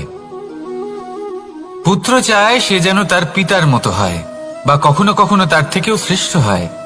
সেটা কোনো অনুচিত ব্যাপার নয়। অনুচিত তখন হয় যখন পুত্র নিজের পিতার মতো হবার স্বপ্ন পূরণ করতে গিয়ে বা তার থেকেও শ্রেষ্ঠ হওয়ার স্বপ্ন পূরণে অনুচিত পথের আশ্রয় নেয়। কারণ তারপরে সে তার পিতার গুণগুলি আত্মসাৎ করতে চায় না। সে শুধুই এটা চায় যে সংসারের চোখে যেন আমি শ্রেষ্ঠ প্রমাণিত হই। এটা অনুচিত। সংসারে এমন অনেক মানুষ আছেন যারা এই কারণে শ্রেষ্ঠ হবার চেষ্টা করেন যাতে তার পরিবারের, তার পিতার সম্মান বৃদ্ধি পায়। এমনও মানুষ থাকেন, আর এটাই হলো পার্থক্য উদ্দেশ্যের। মনে রাখবেন, যদি আপনার উদ্দেশ্য শুভ হয় তাহলে পথও শুভ হবে, যদি আপনার উদ্দেশ্য অশুভ হয় তাহলে পথও অশুভ হবে। তাহলে নিজের পিতার মতো হবার চেষ্টা অবশ্যই করুন, তার থেকেও শ্রেষ্ঠ হওয়ার চেষ্টা অবশ্যই করুন, কিন্তু মনে রাখবেন আপনার সংকল্প আর আপনার উদ্দেশ্য এই দুই শুভ হওয়া উচিত। তাহলে আসুন আর আমার সাথে ভালোবেসে বলুন, রাধা রাধা।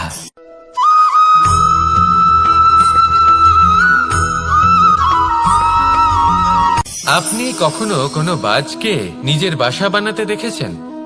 এই বাজ যখনই কোনো বাসা বানায় তখন উঁচু গাছের ডালে বা কোনো পর্বতের শিখরে বাসা বানায়, অনেক উচ্চতায়। আর সেখানে তার সন্তানও জন্মগ্রহণ করে। যখন এই সন্তানেরা জন্মায় তখন এই বাজ খুবই ভালোবেসে এবং খুব সাবধানে এদের পালন পোষণ করে। নিজের ঠোঁট দিয়ে তাদের ঠোঁটে খাবার পরিবেশন করে। কিন্তু যেই সেই সন্তানেরা হৃষ্টপুষ্ট হয়ে যায় এবং সেই কথা বাজ নিজে বুঝতে পেরে যায়, সেই বাজ নিজেই সেই বাসা ছিন্ন ভিন্ন করে দেয়।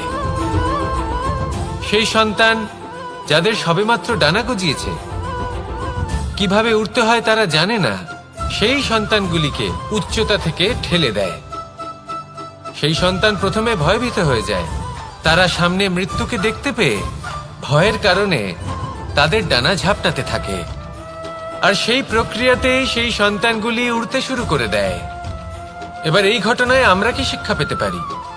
এটাই, যদি আপনি মাতা পিতা হন তাহলে নিজের সন্তানকে অবশ্যই স্নেহ করুন, কিন্তু তাদেরকে নিজের আঁচলের তলায় বেঁধে রাখবেন না। যদি আপনি চান আপনার সন্তান জীবনে উন্নতি করুক, তাহলে নিজের মুঠো থেকে তাদের স্বতন্ত্র করে দিন। এই সংসারে সংঘর্ষ করতে দিন। সেই সন্তান নিজেই বুঝতে পারবে যে জন্মের সময় পাওয়া ডানা কি করে ব্যবহার করতে হয়। আর আপনার চোখের সামনে আপনার সন্তান এই আকাশে উড়তে থাকবে। তাহলে আসুন আমার সাথে ভালোবেসে বলুন, রাধা রাধা।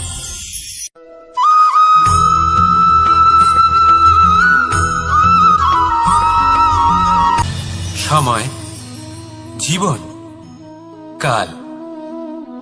দেখতে গেলে এই তিনটি শব্দ একটি শব্দেরই সমার্থক শব্দ মনে হয়, কিন্তু এই শব্দগুলির অর্থ কি সমান? কখনোই নয়। হ্যাঁ, এই সময় চলতে থাকে, জীবন চলতে থাকে, কালচক্র চলতে থাকে। এই সময় কেটে যায়, কিন্তু এই জীবন একে যাপন করতে হয়। কি বলেন? এই জীবনে কিছু করুন বা কিছু না করুন, জীবন এমনি কেটে যাবে, আপনি জানতেও পারবেন না। কিন্তু সেটা আমাদের উদ্দেশ্য নয়, একে যাপন করতে হবে।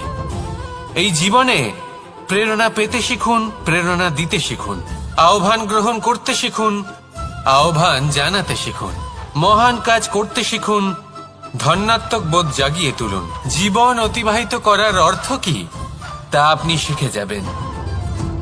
কারণ সময় কেটে যায়, সমস্ত যুগ কেটে যায়, কিন্তু জীবনের রীতি জীবন কাটিয়ে দেওয়া নয়, জীবন যাপন করা। এই জীবন সম্পূর্ণরূপে অনুভব করতে হবে, নতুন পথ বানাতে হবে। এবারে যদি এই জীবন বাঁচার সময় একবার ভেবে দেখুন, যদি মনে প্রেম থাকে, সদ্ভাবনা থাকে, তাহলে কি হবে? এই জীবনকে বাঁচার অনুভূতিটাই অন্যরকম হয়ে যাবে। একটা আনন্দময় অনুভূতি লাভ করবেন। তাহলে এটাই করুন আর আমার সাথে ভালোবেসে বলুন, রাধা রাধা।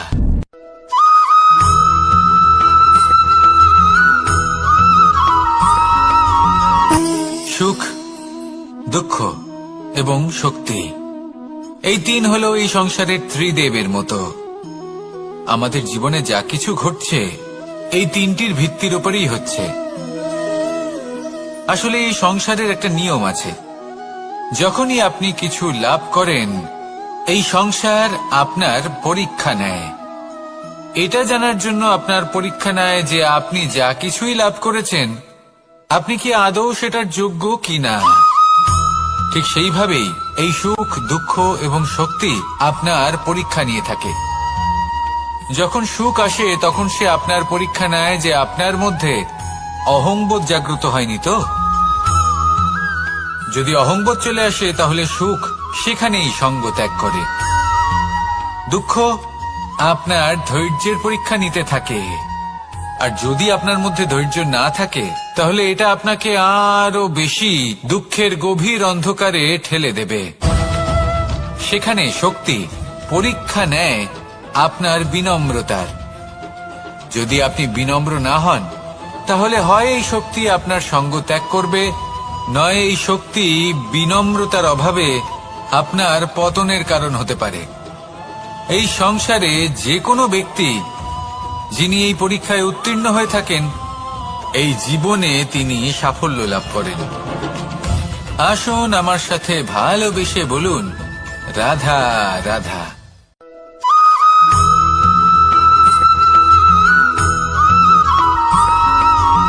কখনো কখনো আমরা ভাবি যে কোনো ব্যক্তি যিনি ধর্মের পথে চলেছেন, যদি তার দ্বারা কোনো ভুল হয়ে থাকে তাহলে নিয়তি তাকে সেই মুহূর্তেই কঠোর শাস্তি দেন।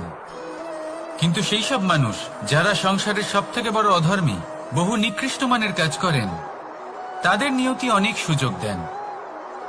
তাদের নিয়তি এরকম কঠোর প্রহার করেন না। এই ভাবনা কখনো না কখনো মনে আসেই। ভেবে দেখুন কেন? আসলে জীবনকে বেশিরভাগ মানুষ একভাবেই দেখে থাকেন, বিভিন্ন স্তরে একে দেখা উচিত। এবার আপনি বলুন, এই সংসারে কোনো অধর্মী কখনো প্রেরণার উৎস হতে পারেন? কখনোই নয়। যে মানুষ নিজের আত্মাকে মলিন করে ফেলেছেন, তিনি এই সংসারকে কিভাবে প্রেরণা যোগাবেন? উনি নিজেই বুঝতে পারেন না কোনটা করা উচিত, ধর্ম কোনটা।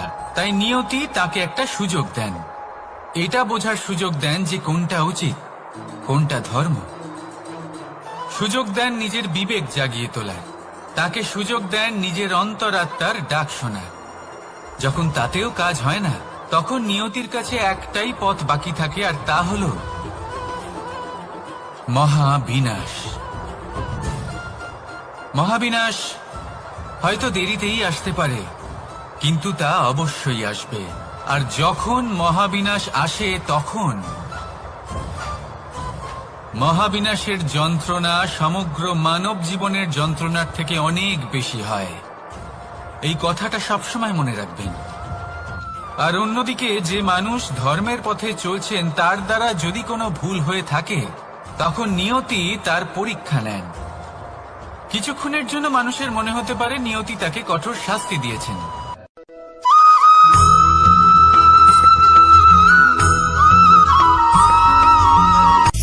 সূচের শেষে একটি ছিদ্র থাকে, যার দ্বারা আমরা এই সুতো পরাতে পারি। আর তারপর সূচের সাহায্যে এই সুতো দিয়ে বস্ত্র সেলাই করা যায়। কিন্তু যদি সুতোটা সোজা করে ধরা না হয়, তাহলে সূচে কখনো এই সুতো পরানোই সম্ভব নয়। যদি এতে কোনো গিঁট পড়ে, তখন তা কখনোই এই ছিদ্র দ্বারা প্রবেশ করা সম্ভব নয়। ঠিক এইভাবেই যদি আপনি কারোর জীবনে প্রবেশ করতে চান, কারোর অন্তরে প্রবেশ করতে চান, তাহলে আপনাকেও সহজ থাকতে হবে। এতে কোনো গিঁট থাকলে চলবে না, অর্থাৎ মনে যাতে কোনো মালিন্য না থাকে, যেন কোনো কুচিন্তা না থাকে। যদি এসব থাকে, তাহলে আপনি কখনো কারোর জীবনে প্রবেশ করতে পারবেন না। আর যদি কোনোভাবে আপনি প্রবেশ করেও যান, তাহলে তার মনে ঘর করতে পারবেন না। নিজেকে এই সুতোর মতন করে তুলুন, সহজ। মনে যেন কোনো কুচিন্তা না থাকে, সবার প্রতি যেন সদ্ভাবনা থাকে, শুভ চিন্তা থাকে। এমনটা করতে থাকুন। এমন একটা দিন আসবে যেদিন এই সমস্ত সংসারের ব্যক্তির মনে আপনি বাস করবেন, আর তখন এই মন প্রসন্ন হয়ে বলবে, রাধা রাধা।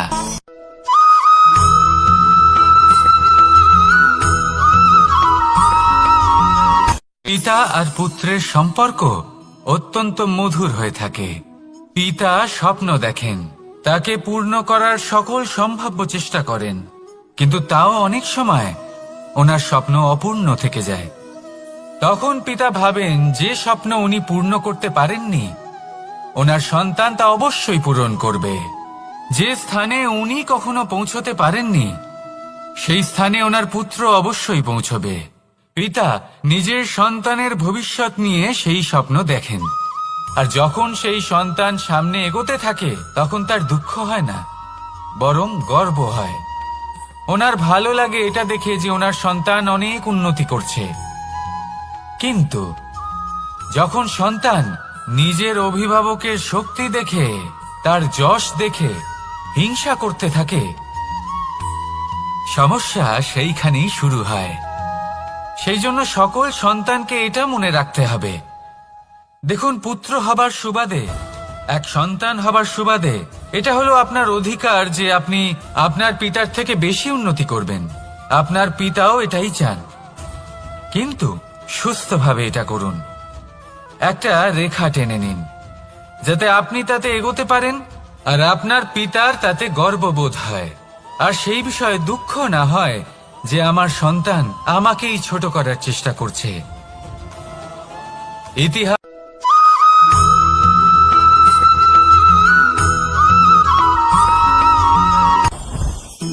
জীবনে কিছু শেখা অত্যন্ত গুরুত্বপূর্ণ। এবার কি কি শিখতে হবে সেই সব শেখানোর জন্য অনেক শিক্ষক রয়েছেন, কিন্তু কি শিখবেন না আর কি করবেন না এটা আমাদের নিজের অভিজ্ঞতা দিয়ে শিখতে হয়। কিন্তু তার মানে এটা নয় যে যদি আপনাকে শিখতে হয় যে আগুনের তাপ কতটা, আপনাকে আগুনের মধ্যে হাত দিতে হবে।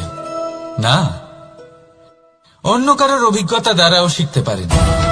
প্রশ্ন শুধুমাত্র একটাই যে আপনি কি শিখতে চান নাকি চান না।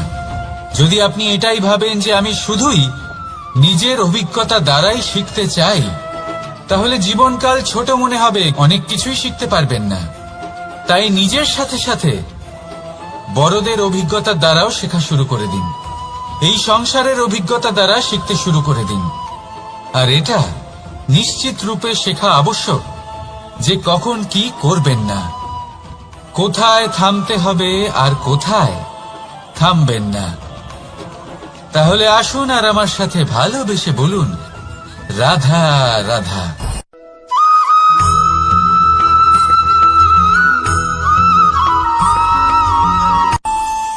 আমাদের মনে যখন কোনো প্রশ্ন ওঠে, কোনো দ্বন্দ্ব জাগে, তখন আমরা যাই আমাদের গুরুর কাছে, আমাদের আরাধ্যের কাছে গিয়ে জিজ্ঞেস করি।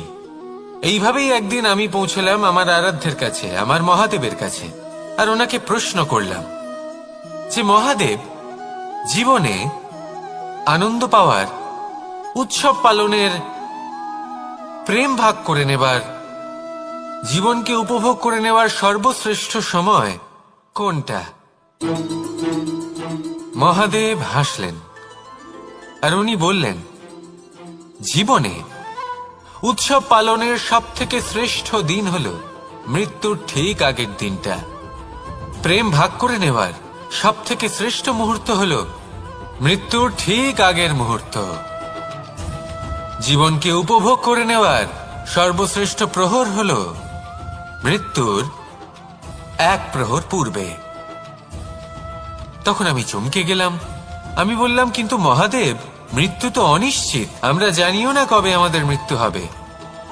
মহাদেব আবার হাসলেন। উনি বললেন যে যদি আমরা এভাবে জীবন কাটাই যে আমরা জীবনের প্রত্যেক দিন, প্রত্যেক মুহূর্ত, প্রত্যেক প্রহর শেষ বলে মনে করি, তাহলে আমাদের সমস্ত জীবন আনন্দের সাথেই অতিবাহিত হবে। কি বলেন?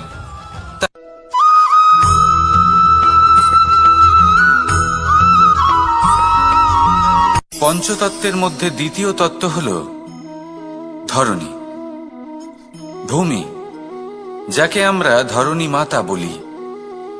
এই ধরণী ধৈর্য ধারণ করে, আর এর ওপরেই আমাদের সমগ্র সংসার নির্ভরশীল। কারণ এই ভূমি সহ্য ক্ষমতা রাখে, এর সহ্য ক্ষমতা হল অপরিসীম। সন্তান যতই আঘাত প্রদান করুক না কেন, প্রেম পূর্বক সহ্য করে, আর তার বদলে অমূল্য রত্ন প্রদান করে। সন্তান যদি হাল চালায়, তাহলে তার বদলে তাকে অন্ন প্রদান করে। এটাই হলো ধরণী। এবার এর থেকে আমরা কি শিক্ষা পেতে পারি? এটাই যে কারোর জন্য কিছু করা বা কাউকে কিছু দেওয়া মনে কোনো কামনা ছাড়াই। আর এই কথাটা বুঝে যান, যদি কারোর জন্য কামনা না রেখে বা কোনো পাওয়ার আশা না রেখে কারোর জন্য কিছু করেন বা কারোকে কিছু দেন, যদি এটা আপনি শিখতে পারেন, তবে আপনি ভালোবাসতে শিখে গেছেন। আর সেই জন্যই এই ধরিত্রীকে মাতা বলা হয়। কারণ মাতা শুধু উনি নন যিনি গর্ভে সন্তানকে ধারণ করেন, মাতা তো উনিও যিনি জীবন বাঁচতে শেখান, যিনি জীবন বাঁচার উদাহরণ প্রদান করেন।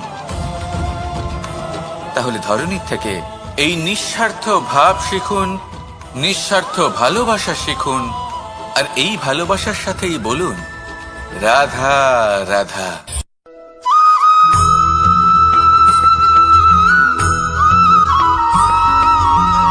এই সংসারে কোনো বস্তু হোক বা ব্যক্তি হোক, তার একার গুরুত্ব কিন্তু খুব বেশি নয়। একটা উদাহরণ হিসেবে বৃষ্টির ফোঁটাকে ভেবে দেখুন। যদি একটি বৃষ্টির ফোঁটা হয় তাহলে তার খুব বেশি গুরুত্ব থাকে না, কিন্তু যখন সহস্র বৃষ্টির ফোঁটা মেঘের মধ্যে দিয়ে ঝরে পড়ে তখন সেটা বর্ষার রূপ ধারণ করে। সেই বর্ষা যা এই প্রকৃতিকে শান্ত করে। সেইভাবেই পাথরের ছোট টুকরো, তার খুব বেশি গুরুত্ব থাকে না, কিন্তু যখন অসংখ্য পাথরের টুকরো একত্রিত হয় তখন তা পর্বতের আকার ধারণ করে। সেইভাবেই কিছু মানুষ যখন একত্রিত হন তখন তৈরি হয় পরিবার, কিছু পরিবার যখন একত্রিত হয় তখন তৈরি হয় সমাজ, যখন অনেক সংখ্যক সমাজ একত্রিত হয় তখন তৈরি হয় রাজ্য। এবার এই রাজ্যের সবথেকে গুরুত্বপূর্ণ ব্যক্তি হতে পারেন রাজা, কিন্তু তাও সেই রাজা একা কিছু করতে পারেন না। যুদ্ধ লড়ার সময় তারও নিজের সৈন্যদলকে প্রয়োজন পড়ে। কিন্তু এই সংসারে এমন একজন ব্যক্তি আছেন যিনি একাই সব কাজ করতে থাকেন, এবং সেই ব্যক্তি হলেন মা।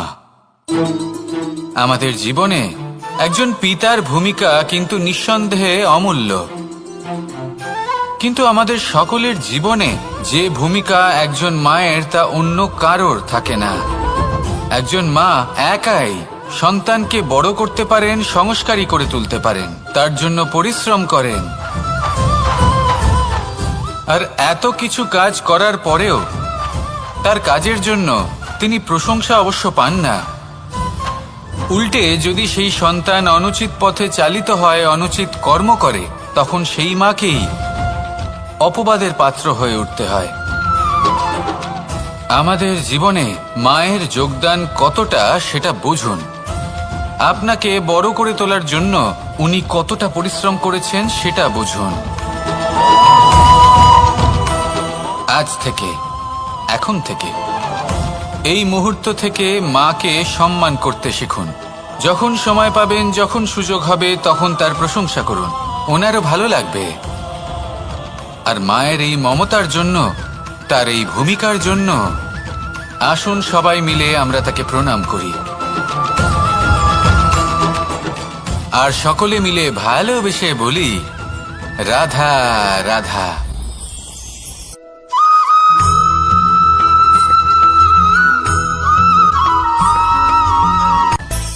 মানুষের মধ্যে একটা বিচিত্র প্রবৃত্তি থাকে, অন্য সকলের বিষয়ে, তাদের জীবনের বিষয়ে, তাদের ব্যক্তিত্বের বিষয়ে, তাদের ভবিষ্যতের বিষয়ে অনুমান করা। এটা হলো অনুচিত। কারোর অতীতকালকে দেখে লোকে ভবিষ্যৎ বলে দিতে পারেন, বর্তমানকে দেখে ভবিষ্যতের বিষয়ে অনুমান করে ফেলেন। উদাহরণ দিতে হলে বলবো, কোনো দাসকে দেখুন, ওকে দেখে লোকে বলে যে ওর ভবিষ্যৎ সেটাই হতে পারে, অনুমান করে ফেলেন। আর এই রাজাকে দেখুন, উনি তো কত সুখী হবেন, উনি তো জগতের সব থেকে অধিক সুখী মানুষ, কত সুখ সুবিধা আছে ওনার কাছে, ধারণা করে ফেলেন। তবে সত্য তো এটাই যে কারোর ব্যক্তিত্বের বিষয়ে, তাদের ভবিষ্যতের বিষয়ে আপনি পূর্ণ সত্য কখনোই বলতে পারবেন না, শুধু অনুমান করতে পারবেন।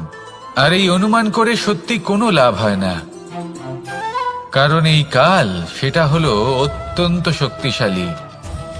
কালো থেকে কালোতর কয়লাকেও হিরেতে পরিণত করতে পারে, অনেক বড় বড় রাজাকেও বিদূষক বানিয়ে ফেলতে পারে এক মুহূর্তেই। তাহলে আপনি অনুমান করে কি লাভ? কি পেলেন অনুমান করে? সেই জন্য কারোর বিষয়ে কোনো অনুমান করবেন না, তার ভবিষ্যতের বিষয়ে অনুমান করতে যাবেন না, কারোর বিষয়ে কোনো ধারণা করে নেবেন না। কিছু করতে হলে ভালোবাসুন, সবার মধ্যে ভালোবাসা ছড়ান, সবার মধ্যে ধন্যাত্মক ভাব ছড়ান। এই মন প্রসন্ন হয়ে বলবে রাধা রাধা।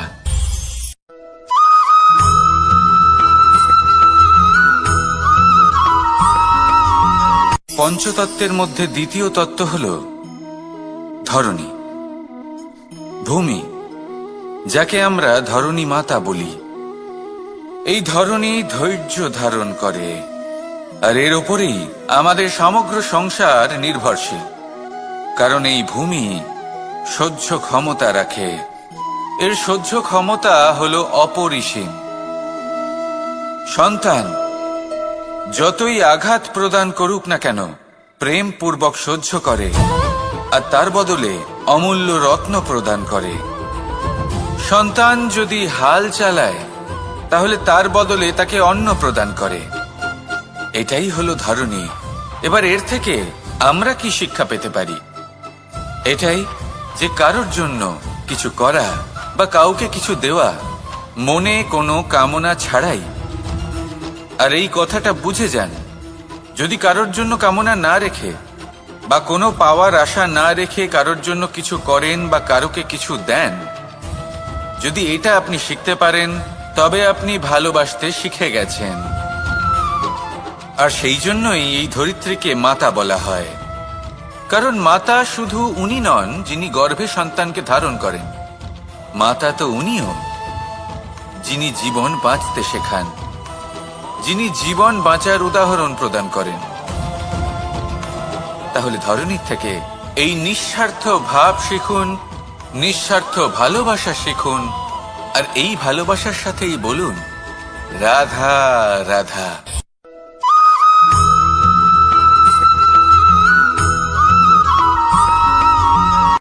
সংসারে আমাদের জীবনে যখন কোনো সুখ বা দুঃখ আসে, তার জন্য আমরা কাউকে না কাউকে অবশ্যই দায়ী করে থাকি, তাই না? এই ব্যক্তি আমাদের সাথে এরকম কাজ করেছেন তাই আমার সাথে এমন হলো। ওই ব্যক্তি যদি এমনটা না করতেন তাহলে আজ আমি ওই স্থানে পৌঁছতে পারতাম। সবই আপনার দৃষ্টিভঙ্গির ওপর নির্ভরশীল। আর যদি আপনার দৃষ্টিভঙ্গি এমন হয় তাহলে তা অনুচিত। সত্যি কথা বলতে এই সংসারে ভিন্ন ভিন্ন ধরনের মানুষ আছে। এটা আপনার উপর নির্ভর করছে কিভাবে তাদের স্বাগত জানাবেন। একবার ভাবুন, আমি আমার দুটো হাত সামনে নিয়ে এলাম, দুটো মুঠো খুলে দিলাম। দুই প্রকারের মানুষ আসবেন, কিছু না কিছু দিয়ে যাবেন। এই মুঠো যদি আমি বন্ধ করে দিই তাহলে না কেউ আমাকে কিছু দিতে পারবে, না আমার কিছু যাবে আসবে। নিশ্চয়ই বুঝতে পারছেন এই দুই ধরনের ব্যক্তি কারা এবং তারা কি দিয়ে যান। আমি যদি নিজের মুঠো খুলে দিই তাহলে কিছু ভালো মানুষ আসবেন, আমাকে আনন্দ, সন্তুষ্টি, জ্ঞান প্রদান করে যাবেন, ভালো অভিজ্ঞতা দিয়ে যাবেন। কোনো খারাপ ব্যক্তি যদি আসেন তাহলে তিনিও খারাপ অভিজ্ঞতা দেবেন, যার থেকে আমি শিক্ষা লাভ করব। এই সব কিছু আমি লাভ করতে পারি। মুঠো যদি বন্ধ করে রাখি তাহলে আমি কিছুই পাবো না। দেখুন, এই সংসারে প্রত্যেকের জীবনে এইরকম। প্রত্যেকের জীবনে সবকিছুই আছে, ভালো খারাপ দুই মানুষই আছে, ভালো অভিজ্ঞতা আছে, খারাপ অভিজ্ঞতা আছে। নির্ভর করছে আপনার উপর যে আপনি কি করবেন, এনাদের স্বাগত কিভাবে জানাবেন, কার থেকে কি বুঝবেন, কি শিখতে পারবেন, আর কোন দৃষ্টিভঙ্গি নিয়ে অগ্রসর হবেন। এটাই নির্ধারণ করবে যে আপনার জীবন কেমন হবে। আসুন আমার সাথে ভালোবেসে বলুন রাধা রাধা।